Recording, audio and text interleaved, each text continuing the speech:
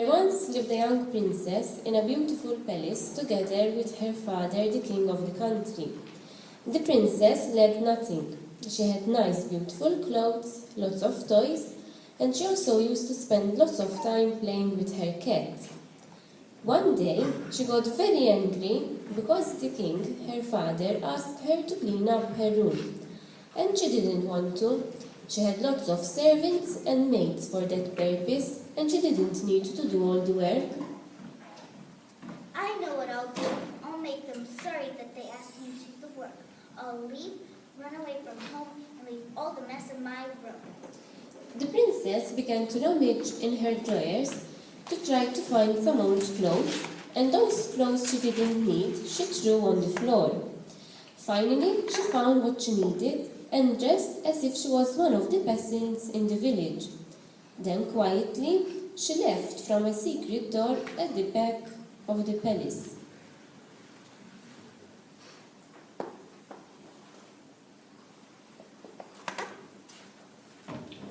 The princess knew that her father, the king, was a very busy man and most probably wouldn't even notice her absence.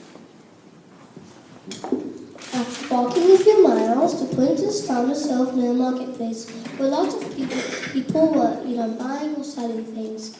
She also saw a group of children playing and running about.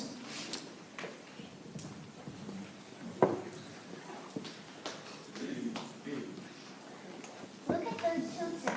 They really look as though they're having fun. I don't have fun. I'm fed up being a princess. I want to be like them.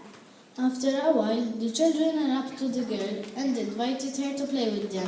She really enjoyed that. She soon learned how to play their game. She began to push and shove, just like them. She began to curse like them.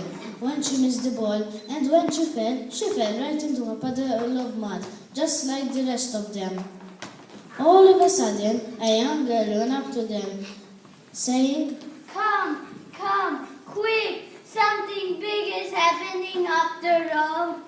All the children ran to see what was the matter with the young princess falling close behind them. She was having lots of fun. She was just like one of them, doing exactly the same still. When the children arrived at the square, they found people gathered looking and following something that was happening. The children began to push and shove the people so that they could see what the commotion was all about. But people didn't like it. They all wanted to see what was going on. Away with you, you ragamuffins! The young princess got very angry and started saying, I'm no ragamuffin. I'm a prince. But she didn't finish. She quickly looked around her and said to herself, I once was a princess, but now I've become one of them. She began to push and shove and took pleasure in soiling the other people's clothes on purpose with mud. There were lots of people gathered and the children had a hard time to follow what was going on. We're not going to be able to see what's happening. Quick, let's climb the tree over here. The children soon climbed the branches like little monkeys. All the children made it up the tree, all but for the young princess. She didn't climb up the tree. She didn't know how.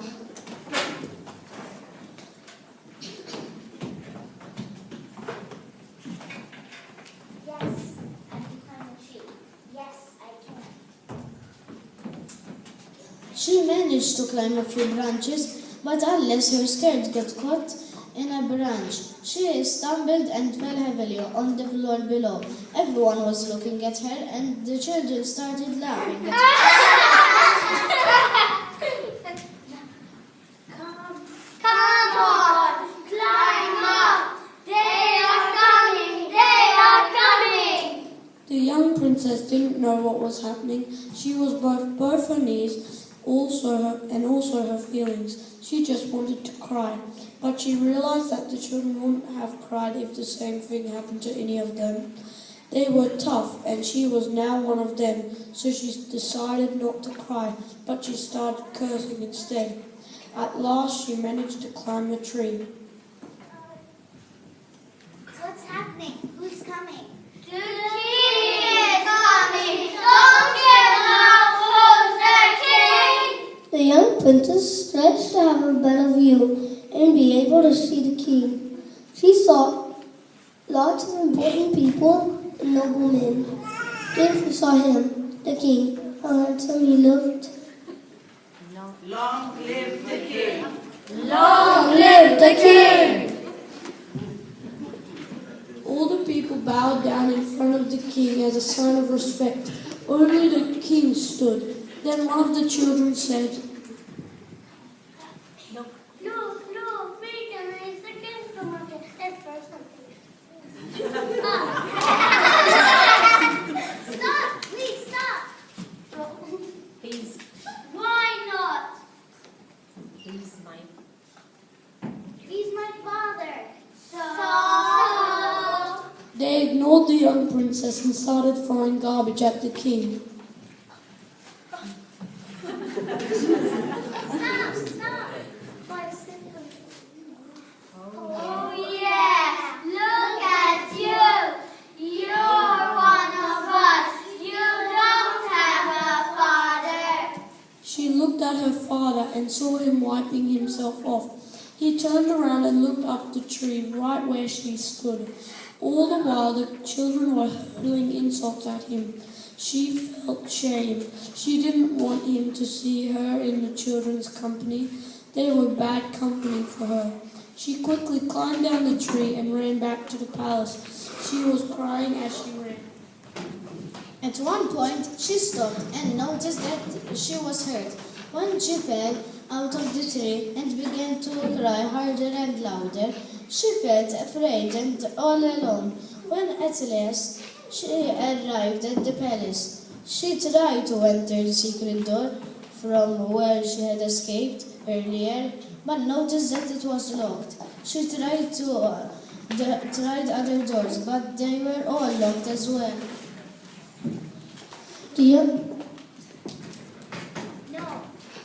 No, I can't enter. I've been locked out.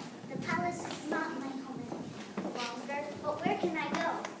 The young princess knew that there was only the front door which she hadn't tried, yet it wasn't locked.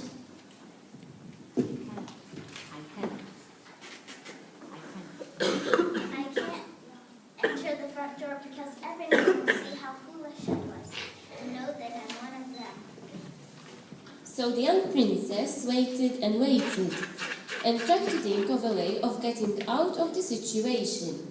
But she was too hurt and hungry to think anymore. She finally gave up and went to the front door, with her clothes all dirty and torn and tears flowing down her cheeks. She reached up to the doorknob and knocked on the front door shyly. The door soon opened. She felt very shy and ashamed. She could only look downwards with shame. A man opened the door. From his shoes she recognized that it was her father, the king, who opened the door. She fell at his feet, crying bitterly. Forgive me, Father. I'm so ashamed of what I've done. The king lovingly swooped down and hugged her. Come here, my child, my little princess. But I'm not your princess anymore. I'm one of them. Yes, you may have acted like one of them, but you're not one of them. You're mine. And because you're mine, you have both privileges and responsibilities. That night, after the king helped her to get washed and all cleaned up and also to clean her room, she climbed into bed. She found how comfortable her bed was and thought about how good it was to be a princess. As the king walked out of the room, she saw that she had soiled his clothes and started to cry. Look what I've done. I won't do it again. The king knew that she was sorry for what she'd done, and that her heart was broken. She turned and spoke to her. Yes, my child, you'll do it again. But every time you knock on my door, I will answer. And I will love you forevermore. And this story goes on and on.